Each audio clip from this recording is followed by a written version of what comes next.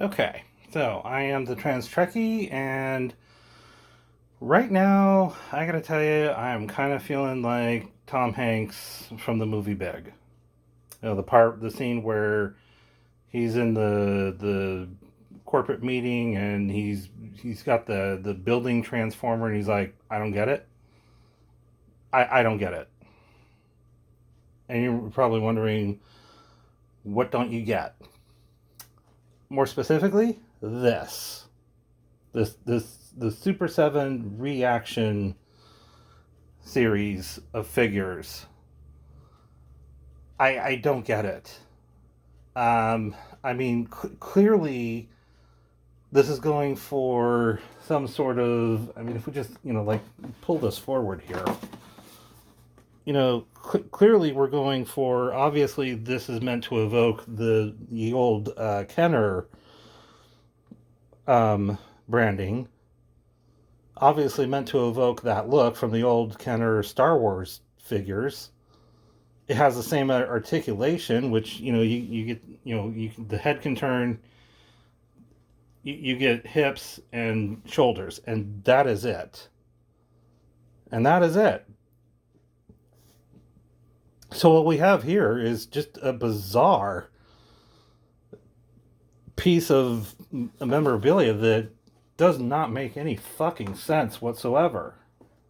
I mean, I'm sure there's probably plenty of people out there that are nostalgic for the old Star Wars toys and the way that those figures looked on their cards, and also nostalgic for GI Joe. But if you're nostalgic for GI Joe, you have this. This is a Cobra Trooper, a fairly recent one, I believe, and it is a far superior figure. Hell, here's an original one. It's a far superior figure. You get head that's on a ball joint, I might add. Two swivels at the shoulder, so it can go, out and forward. You get a bend at the elbows, and you get bicep rotation. These are basically on a rubber band, so you get all sorts of twerking action here. Kind of the same with the upper legs. You get 90 degrees bend at the knee. There is so much articulation in this. And this is from back in the 80s. This was back in the 80s. So, how the fuck is that in any way supposed to be nostalgic for this? They've literally just made a shittier figure than what was originally available. And especially in the face of when we look at stuff like this, the Cobra Trooper, there is all sorts of articulation going on here. He's got the removable helmet. He's got all sorts of accessories. I'm sure he probably came with accessories too. Actually, that was the driver for the G.I. Joe Havoc. So he came with that. Probably came with a gun somewhere, but I don't have that. I don't have much. Like this. These three figures here, including this shitty Super 7 nonsense, is literally my entire G.I. Joe collection. There you go. But yeah, I mean, we've got something here that is a far superior product, a far superior toy, and it still has the classic nostalgic look of the G.I. Joe figures from the 80s. So we've already got the nostalgia there. We've got a far superior figure. What the fuck is that doing? What the fuck does this offer when you have that as an option? Why the fuck should anybody... Why the fuck should they have even spent money to create this? Like, who is that for? I don't understand who that's for. I don't understand who in their right mind would have been sitting around one day and thinking, I remember those old G.I. Joe figures. Those were great, but I wish they were shittier like my Star Wars figures. Who we have right here? Here's an original Star Wars figure. Same articulation as our friend in Super 7 over there. That's it. That's your whole range of movement right there. Now, I can't really fault him for being what he is. He's a product of his time. They weren't made any better than that until they got to that, but that came years later. So I have a hard time wondering who in their right mind has that and then thinks, oh, I wish it was like this. I wish I had that thing that I remember and was really nostalgic for, but like with less movement and way shittier. I don't get it. This makes no fucking sense to me. I have no idea why the fuck this exists when far superior products exist. And it works for Star Wars too. Because as I mentioned, here's one from the 80s. Again, can't really fault this for being what it is. It's very much a product of its time. Nothing they could really do about that. That was what we had available. That was the technology that was able to crank out. And and at the time we loved it because, hey, what are you going to do? Live in a world without Star Wars figures? Or live in a world where we have Star Wars figures, but they have limited articulation? Personally, I like the universe that we got, where we have the Star Wars figures and they have limited articulation. And then way, way, way years later, we get stuff like this. This is the gold standard. Fuck it, this is the diamond standard. This is the best Star Wars 3 3/4 inch action figure ever. This was the 30th anniversary edition Darth Vader. It is the best Darth Vader figure ever. It absolutely 100% is all downhill from there, and has been. And I'll show you why. So so back in the day, I don't have any of the Jedi or Sith. I don't have any lightsaber, any figures that wielded lightsabers from back in the 80s. But they had this weird thing where the lightsaber would telescope out of the arm. Very weird. So you could either like have it holding up or have it holding down, and that was it. That was the extent of the range of lightsaber battles that you could get with those old figures. This, obviously, we've got cloth cape, so we've upgraded from those vinyl ones that deteriorated over time.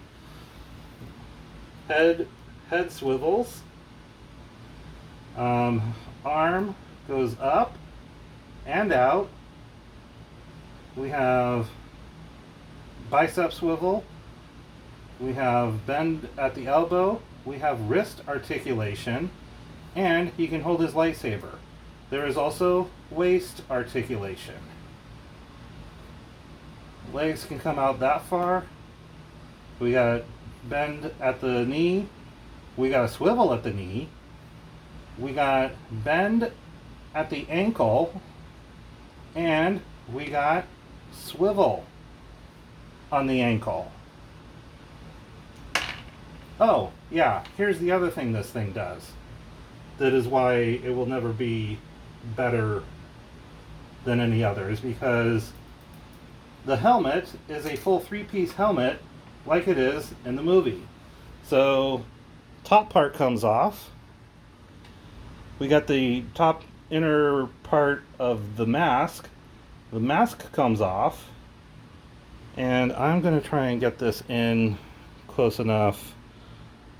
Let's see if we can see this. See if I can get this to focus.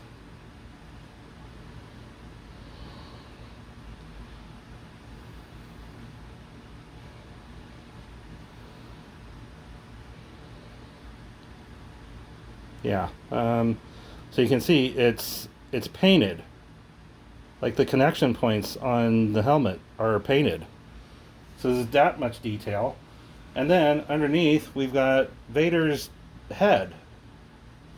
And on that, I don't know if we can see it from there, but it's even painted detailed under here. And on top of that, this also moves separately from the mask. So you can actually have his bottom mask that way, have him facing that way. That's a thing you could do. And not to mention all the other painted detail on the rest of the figure. And, I mean, you know, when you've got something that is this detailed, and we live in a world where, you know, Hasbro can crank this out,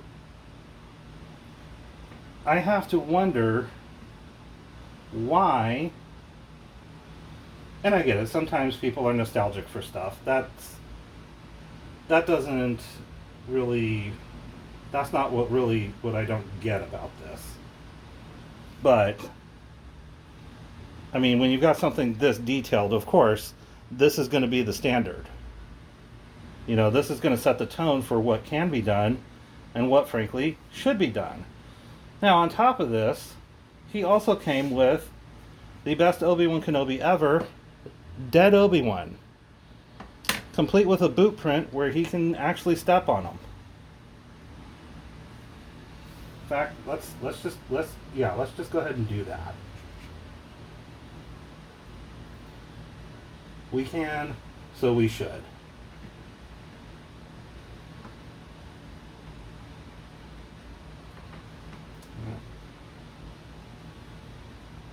As we can, if we can make sure that's going into the right thing.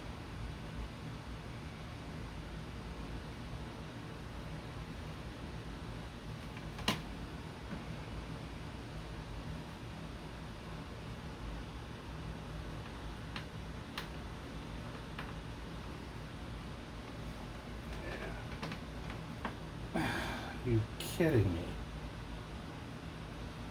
You know what? We'll try the other leg.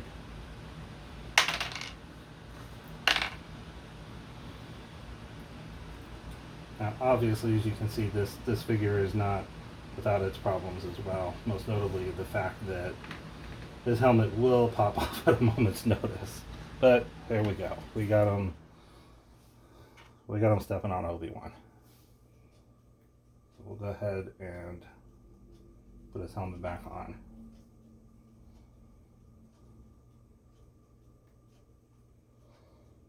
There we go. So, you know, it's again, it begs the question. It's like, why, you know, when you've got access to something that is this detailed, why are we going to go backwards, even in Star Wars? Because, like, this doesn't make any sense to me either. So this is Obi-Wan from the Obi-Wan Kenobi series on Disney Plus. Okay, well, and this is done in the Kenner style from back in the 80s, to the point where, yeah, he can't even really hold his gun that well. This has the same articulation as this guy. That. That's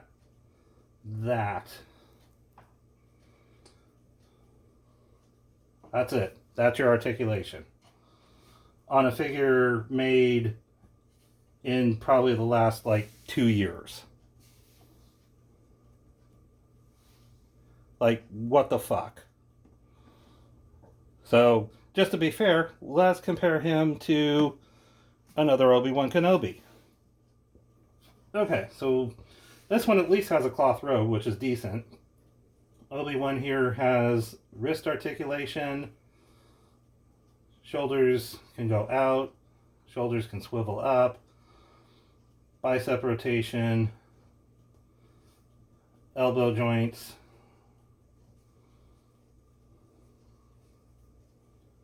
Waist articulation. And again, just like the other figures, you can get that. You know, his leg can go forward. Got bend at the knee, swivel at the knee, ankles.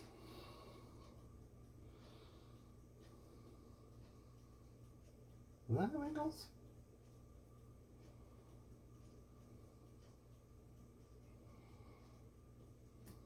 Yeah. ankles, and again, swivels with the ankles. So yeah, and then again, ball jointed head. So again, we have a far superior figure. Now, correct me if I'm wrong, but I generally am of the opinion that when somebody buys an action figure, the key word there being action, that you generally want it to be posable so you can put it into some sort of pose or display or something. You know, so you don't want to just leave it static like this. I mean, this is the kind of thing I think, at best, maybe you hang it on a shelf, wistfully longing that they had made one of these back in the 80s. That's the best case scenario I can think of. Not to mention the fact that they put Hasbro actually, like, photoshopped in damage to the card. This is not damaged. This is as it was printed. They printed the damage. This is a little bit like Levi's pre-ripped jeans. Kind of the same concept. Like, here, just buy it pre-damaged. Except, like, this is worse because it's not actually damaged. It just looks like it's damaged, which is stupid. You know, at best I could maybe understand, you know, like, if you were to find this figure mint on a card from back in the 80s, that's easily going to run you probably $200 at least. It's cost prohibitive. I get that. If you're nostalgic and you want it to have a room in your house that looks like a Toys R Us from 1982, sure, you do you. But where it starts making sense to me is for shit that didn't exist back then, or for shit like this that has a better version that's already winning at the nostalgia, complete with the correct articulation, with decent articulation, on a figure that is now worse than the figure that actually existed back in the day. What the fuck? And this isn't it. This isn't all they did. Super 7 has licensing rights to a fuck ton of shit. I mean, they don't have Star Wars, because as you can see, that one actually says Kenner, because they're owned by Hasbro. So this one was actually cranked out by Hasbro, because Hasbro saw this shit and was like, oh, we can do that. We have actual Star Wars at our disposal. So let's do what they're doing and release a bunch of cheap-ass shitty products on nostalgic cards, and nerds from the 80s will just eat this shit up. Okay, I mean, like I said, if you're actually nostalgic for, and you just want that for the nostalgia alone, I'm not a nostalgic person. I'm not. I don't get nostalgia.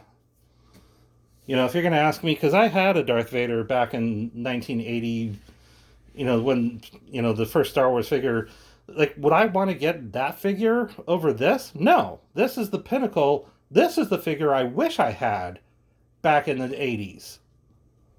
I don't want to go backwards. I don't want an original Darth Vader from back in the day. I want this. And I have this. And I'm pretty fucking happy with this.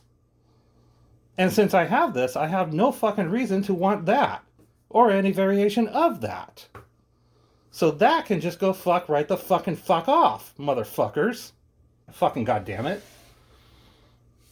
So it's like, yeah, so that's one, the G.I. Joes are one example of a toy line where they've completely shit the bed, made it worse.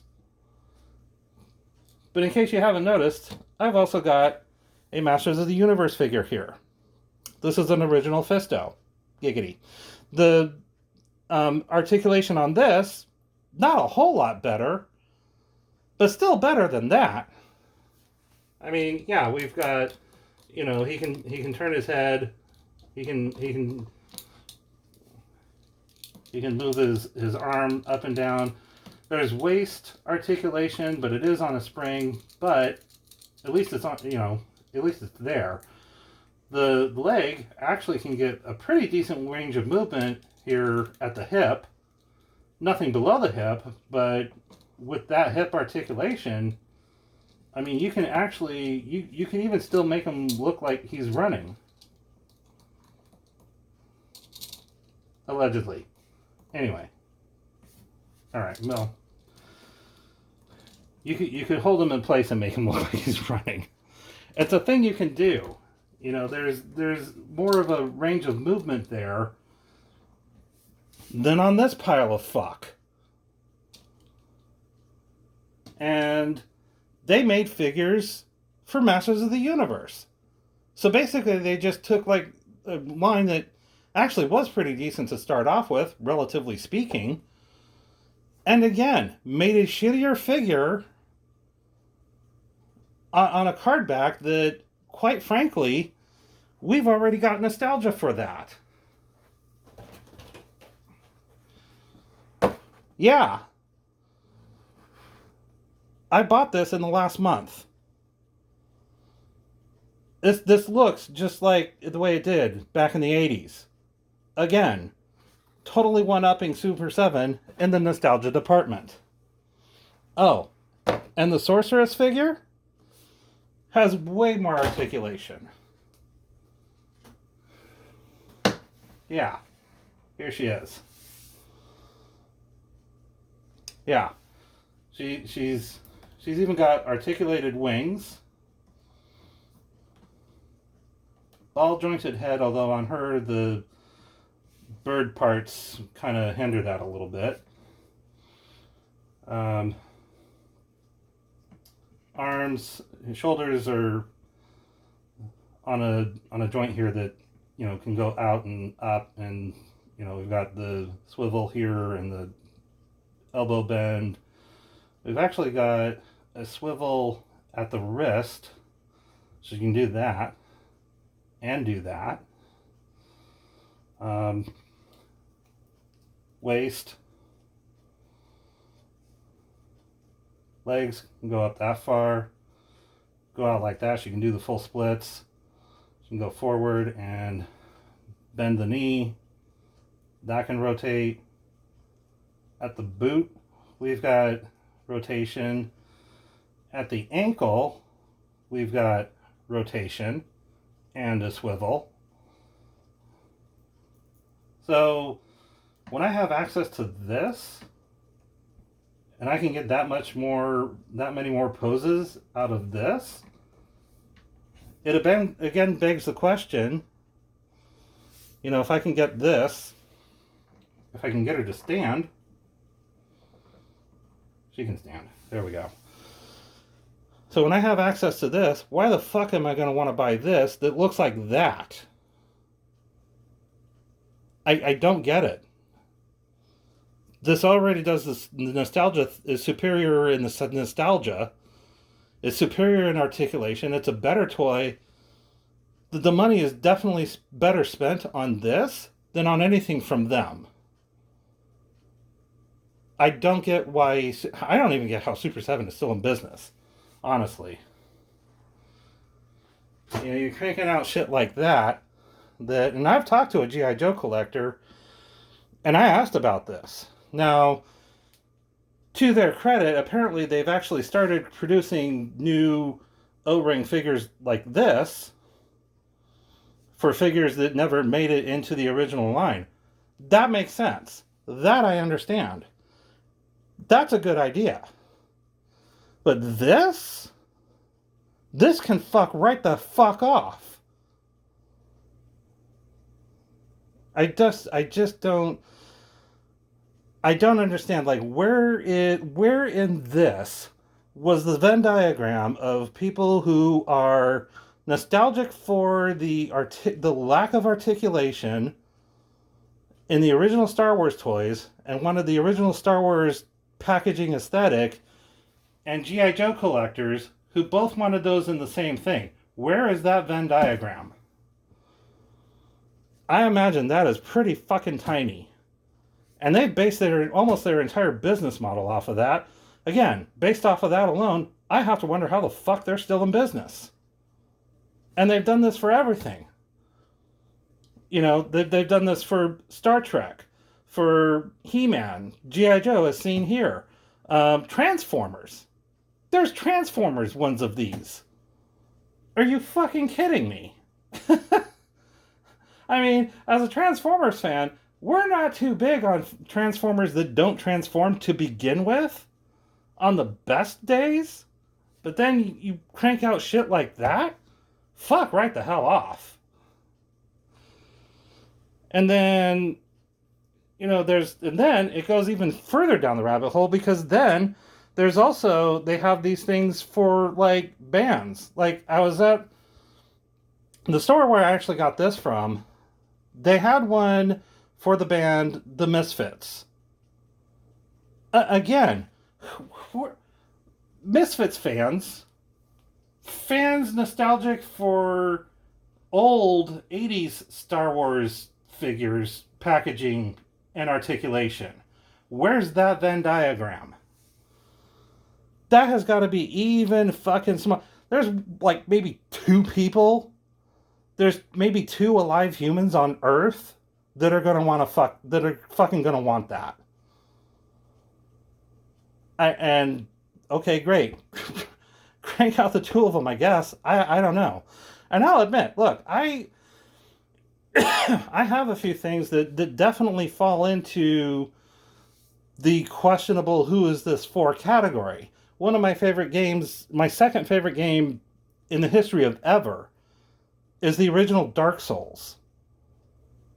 I also have a very small collection of rubber ducks. Now, how did that go? And it's around here somewhere. Where did you go? Oh, here it is. Okay. Yeah, so here it is.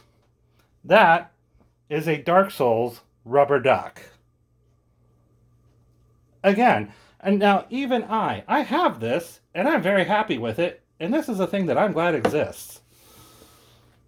But again, I also have to, just like I'm questioning the Venn diagrams for the Super 7's, I have to question this too. Like who out there really thought there was a Venn diagram of Dark Souls game enthusiasts and rubber duck enthusiasts? How did they think that was going to overlap? But somebody did, and here it is, and I have it, and it's great, and I love it. But I fully recognize I am in a very, very niche Venn diagram here. There's probably like me and maybe like 2 other people, maybe. I don't know. But yeah, this is right up there. I also have to wonder why they made this. Again, I'm glad I have it, but it's kind of a different thing. The rubber ducks are not action figures. They don't have articulation. They're just there to sit there and look goofy. And this certainly accomplishes that.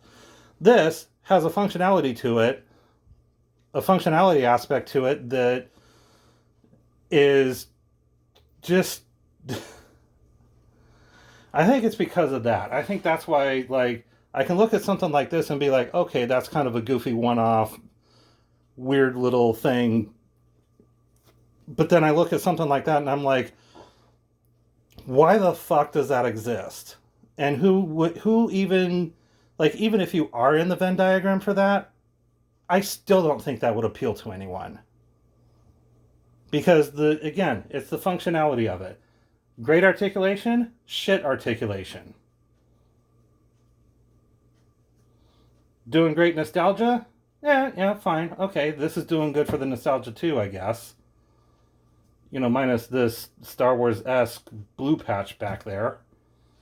So they kind of shit the bed on that one.